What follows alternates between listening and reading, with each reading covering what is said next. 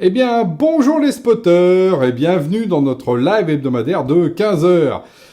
Et qui a dit que l'Europe est molle? L'Europe numérique est molle. Alors moi, pour être très honnête, sur l'Europe, j'ai longtemps pensé qu'effectivement c'était un peu une vieille endormie, un continent un peu ancien, qui avait comme vous savez, les petits vieux qui ont toujours peur de sortir, qui ont une canne, etc. Et c'est vrai que sur l'Europe, moi je suis plutôt critique sur son approche. Par rapport à justement à des fois ces prises de position, par rapport en particulier aux Américains, aux Chinois, qui eux sont plutôt un peu hardcore, un peu trop même hardcore. Et en fait, l'Europe, plus j'y pense et plus je la vis, en fait, je pense comme tous les citoyens européens que nous sommes, et en particulier dans le numérique, en fait, c'est effectivement, non pas quelqu'un qui est mou, mais qui est lent, et par contre, plus il prend du temps, et au bout d'un moment, il devient par contre très dur.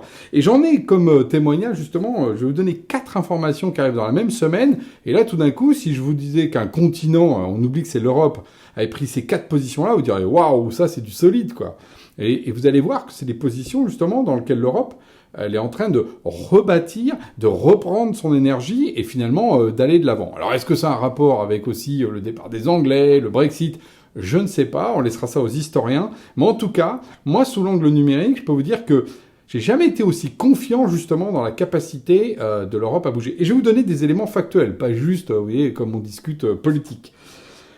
Premier point, la lutte contre le terrorisme. Par exemple, là, l'Europe remet sur la table le fait d'interdire le chiffrement. Alors là aussi, c'est un truc qu'on peut dire, ah, le chiffrement, c'est formidable, mais regardez, aux US, par exemple, le chiffrement, de bout en bout, fait que Apple refuse, au nom des citoyens, donc dans une approche très libertarienne, le fait que, en plus, donner les clés pour, si jamais il faut avoir dans le téléphone de quelqu'un ce qui se passe. Donc oui, liberté individuelle, mais liberté collective, nada. Donc là, déjà, l'Europe se positionne là-dessus de manière forte. On pourrait attendre ça des Chinois, par exemple, de dire, ah non, le chiffrement, c'est interdit.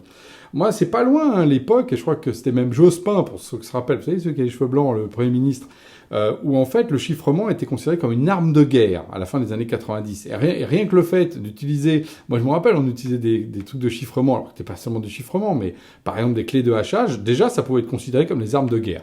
Il est loin à ce temps-là. Aujourd'hui, l'Europe dit attention, attention, justement le chiffrement, il faut pas faire n'importe quoi. Deuxième exemple intéressant, c'est les restrictions autour de l'exportation des outils de cybersurveillance. Et ça, c'est important. Vers qui? Vers les États autoritaires. Donc là, on retrouve la position de l'Europe, qui est de dire, OK, on commerce et on donne en particulier des outils, un peu comme la question des armes. Très bien, cybersurveillance, c'est un peu les armes modernes dans le monde cyber, hein, pour un peu simplifier. Sauf que là, ils disent non. Non, non, non. Les exportations, il faut qu'on les limite. Donc, on voit bien que l'Europe, là-dessus, elle est pas molle. Elle prend des positions pour dire non, on va aller pas donner à n'importe quel État la capacité de faire de la cybersurveillance, qui d'ailleurs nous retomberait sur la tête, évidemment, en termes de terrorisme. Et je pense qu'on voit bien, effectivement, toute l'amplitude qu'on peut avoir aujourd'hui sur la menace terroriste. OK. Troisième exemple. Alors, je ne sais pas si vous connaissez l'EDPB. C'est en fait l'équivalent de la CNIL qui s'occupe du RGPD au niveau européen. Voilà, la CNIL, hein, tous les problèmes de données personnelles. Et bien là, vient de rendre, suite justement à l'invalidation du fameux Privacy Shield, c'est-à-dire le fait que les Américains avaient un droit comme ça, hop hop, de prendre les données RGPD juste en disant « Oh, je suis Privacy Shield, tout va bien », elle a pris justement position. Alors, c'est très européen, si vous voyez le truc, il y a un document énorme, derrière il y a une prise de position qui est paraît-il synthétique, mais en fait déjà en elle-même, elle est quand même compliquée. Enfin bon, quand on finit par la lire, je crois même que nous on prépare d'ailleurs une petite infographie là-dessus à Genspot, hein, on la partagera avec bonheur. Eh bien, il y a les conditions, ils disent OK, attention, aujourd'hui, suite au Privacy Shield, interdiction d'emmener les données personnelles en dehors de la juridiction si justement on ne peut pas les garantir.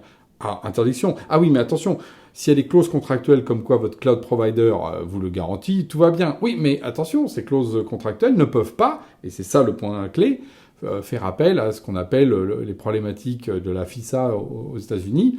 Un FISA, je prends tes données FISA, c'est toute la NSA qui peut prendre vos données justement sans vous prévenir. C'est le fameux surveillance généralisée des Américains. Donc là, les Européens, et de manière assez simple, disent bon, alors d'abord c'est interdit, mais s'il y a les clauses contractuelles, tout va bien. Ah oui, mais en fait, si jamais les Américains vous prennent les données, alors ils disent pas les Américains, ils disent si une autorité de surveillance a accès aux informations sans que vous en ayez donné l'autorisation. Donc une autorité de surveillance, c'est un peu ça. Elle vous demande pas votre autorisation pour prendre vos données. Et donc c'est interdit. Donc, l'Europe, à nouveau, vient de dire « Piong !» C'est interdit. Alors là, je pense que c'est pareil. On va mettre du temps à le comprendre. Les gens vont lire ça, et puis ça va être très diplomatique. Un peu oui, un peu non. Mais en fait, non. L'Europe vient de dire clairement, le RGPD interdit le transfert de données personnelles, en particulier sur le cloud américain. Il faut le dire. Voilà. Il faut le dire. C'est écrit noir sur blanc. Et quatrième truc, il y a 2 actions antitrust contre Amazon qui sont lancées au niveau européen. Eh oui, 2 là, cette semaine. Donc, quand on prend ces 4 trucs, qui sont des luttes sur la question de la protection intérieure, protection extérieure, terrorisme, le chiffrement, le démantèlement, voilà, pas le démantèlement, en tout cas une des procédures antitrust pour les GAFAM, et la protection RGPD qui interdit maintenant, qui referme l'Europe, on comprend un peu mieux, justement, que cette Europe qui avait l'air un peu molle, elle n'est pas tant que ça, et qu'elle est en train, justement, de structurer un nouvel espace numérique. Une troisième voie, parce que c'est intéressant, on voit bien qu'à la fois, elle n'est pas naïve sur le terrorisme, elle est protectrice des données personnelles, mais elle veut aussi, justement, lutter contre les grands GAFAM, donc les grands monopoles. Une espèce de troisième voie européenne, qu'on aurait pu appeler social-démocrate il y a quelque temps, voilà, une position, loin de l'autoritarisme chinois, loin du libertarisme ou du libéralisme absolu américain. Moi, je trouve ça hyper intéressant. Donc, non, on peut pas dire que l'Europe est molle, parce qu'elle se bouge, on en a des exemples.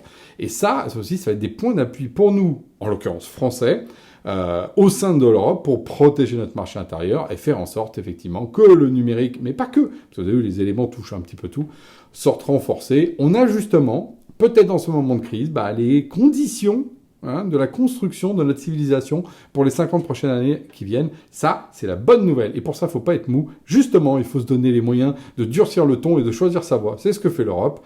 Et je voulais vous le montrer juste par les faits qu'on a là. Vous pouvez le retrouver dans la presse. Tout ça est, en plus, clair. On n'est pas dans un agenda caché. On est dans la liberté démocratique de l'Europe de décider de son destin. Ça, c'est une bonne nouvelle. Voilà. On finit par plutôt une bonne nouvelle très politique, mais qui est hyper importante au quotidien pour nous dans le numérique. Je voulais vous éclairer de ça.